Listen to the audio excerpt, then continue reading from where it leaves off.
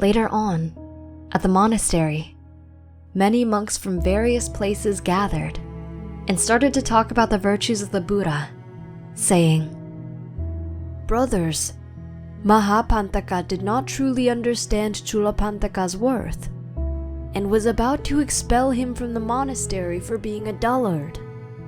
Mahapantaka was both an arahant and Chulapantaka's brother, and still did not know how to properly teach Chulapantaka. The Blessed One, through his incomparable understanding of the Dhamma, helped Chulapantaka attain arahantship, together with supernormal abilities, in a very short time.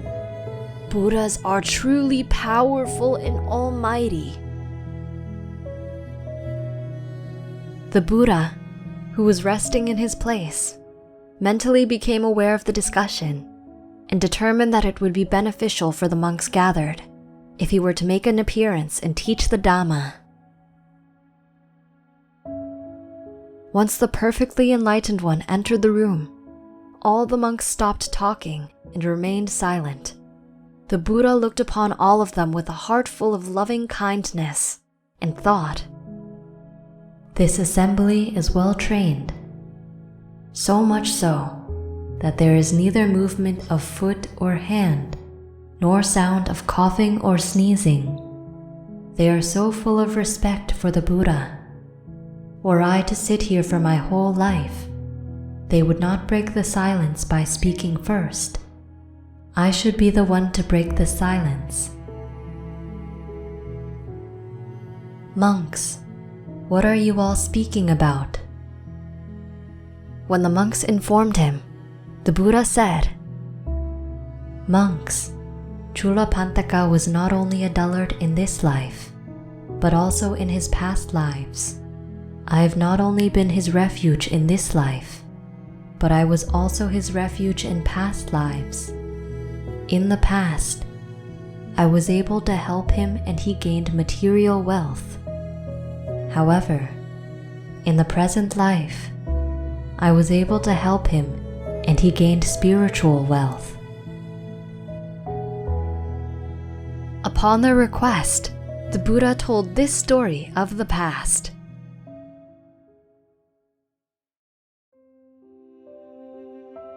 A long time ago, there was a young citizen of Benares who went to study under a famous teacher in Takasila. The young pupil was diligent and gave the greatest service to his teacher, for whom he did everything he could. However, he was not very intelligent and therefore could not learn anything. His teacher had compassion for him and tried to teach him, but the dull student could not retain or understand the instruction. Frustrated, the young pupil asked his teacher for permission to leave. The teacher reflected on how the student had given him great service and wanted to help him, so the teacher took the student to the forest and gave him one last lesson. "I will teach you a mystic charm. You will need to repeat it 100 times and commit it to memory. I have a sense that it will bring you prosperity in the future." "Thank you, teacher. I will practice it." "You are doing wrong. You are doing wrong. Why are you doing wrong? I am aware. You are doing wrong. You are doing wrong. Why are you doing wrong? I am aware. You are doing wrong. You are doing wrong. Why are you doing wrong? I am aware. You are doing wrong. You are doing wrong. Why are you doing wrong? I am aware." And so the pupil practiced this charm 100 times and committed it to memory. He then took leave of his teacher and returned home to Benares.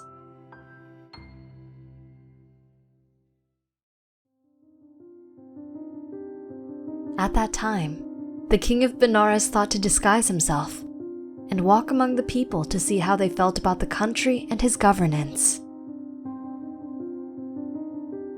He put on a disguise and went about the city.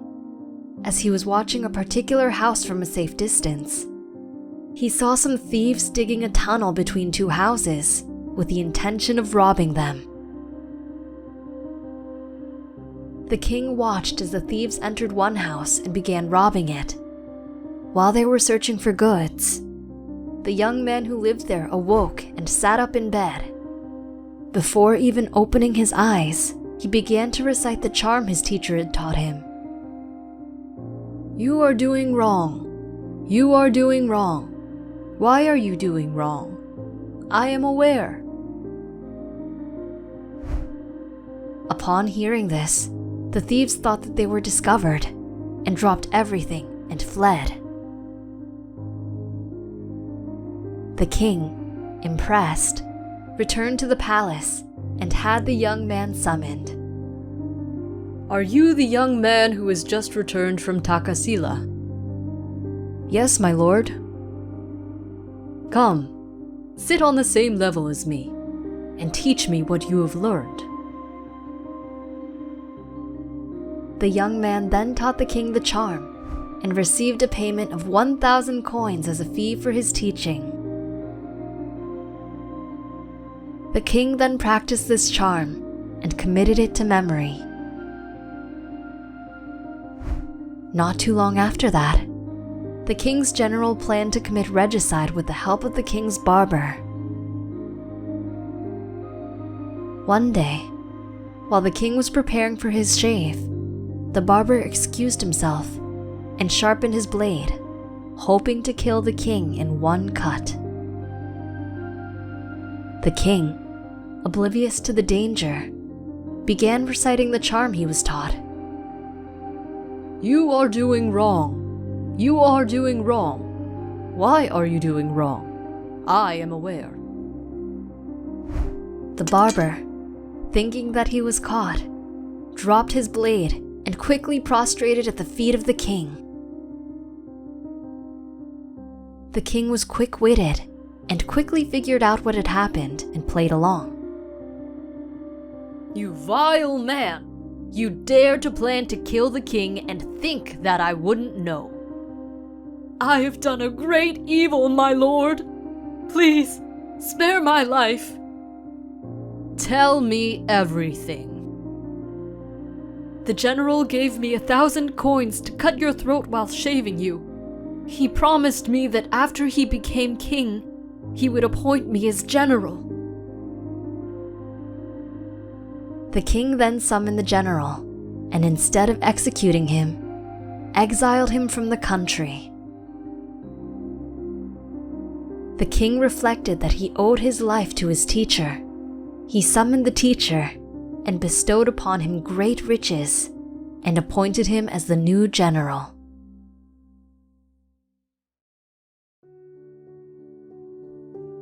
And so, at the end of the story, the Buddha concluded by saying, "In that life, the dullard was Chulapantaka.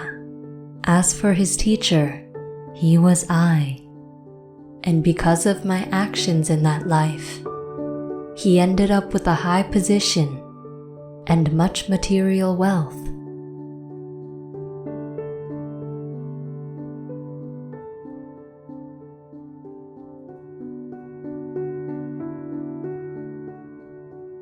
What did you learn from this story? Let us know in the comments. We hope you enjoyed the video. Click like if you did, and click subscribe if you want to see our uploads. And consider making a donation to support our Buddhist animation project.